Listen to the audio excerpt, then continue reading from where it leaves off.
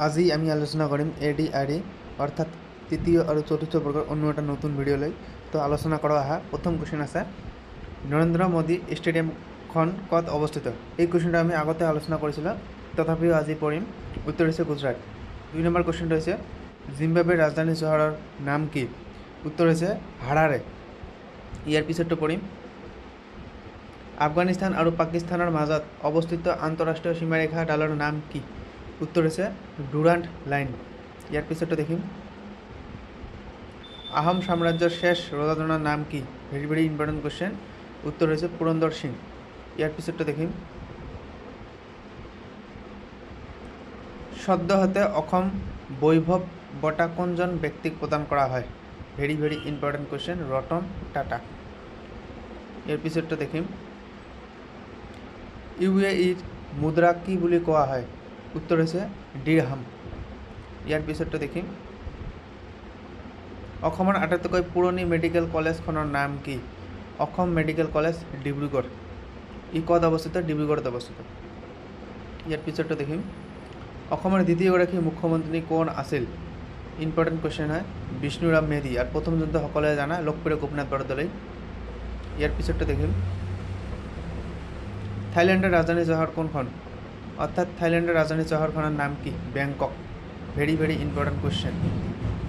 ইয়াৰ পিছতটো দেখিম, শিক্ষাৰ অধিকাৰ সংবিধানৰ কোন অনুচ্ছেদৰ লগত জড়িত? Very very important question, 21A। 21A। ইয়াৰ পিছতটো দেখিম, what is a group of tigers is called? উত্তৰ হৈছে এষ্ট্ৰিক।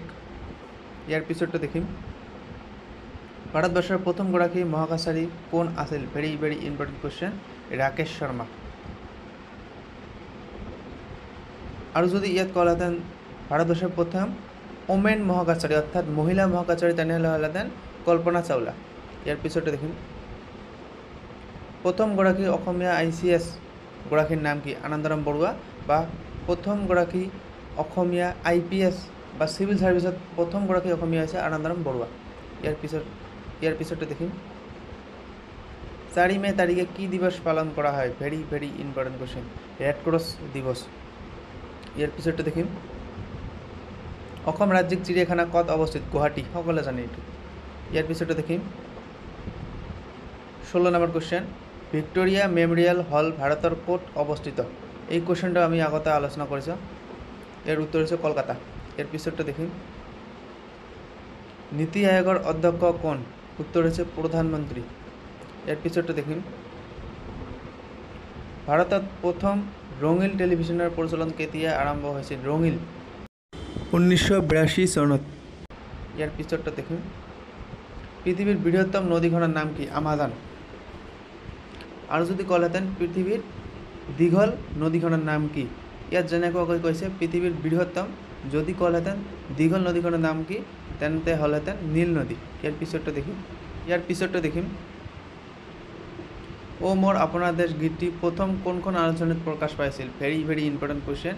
ইয়াৰ ৰচক দিয়া নাই, কোনখন আলোচনীত প্ৰকাশ পাইছিল? উত্তৰ হৈছে বাঁহী। ইয়াৰ পিছতে দেখিম,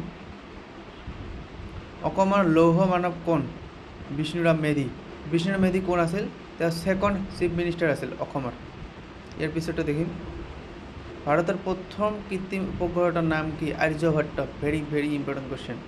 ইয়াৰ পিছতে দেখিম, হিমা দাস কোনবিধ খেলৰ লগত জড়িত? এথলেটিক্স। যদি ক'লেহেঁতেন হিমা দাসক কি বুলি জনাজাত?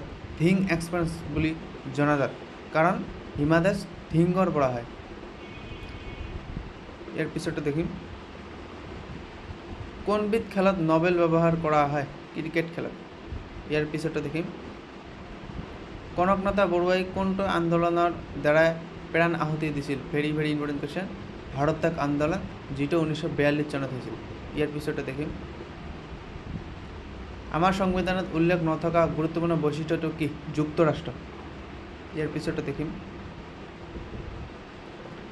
নৰ্থ ইষ্টাৰ্ণ পুলিচ একাডেমি কোনখন ৰাজ্যত অৱস্থিত?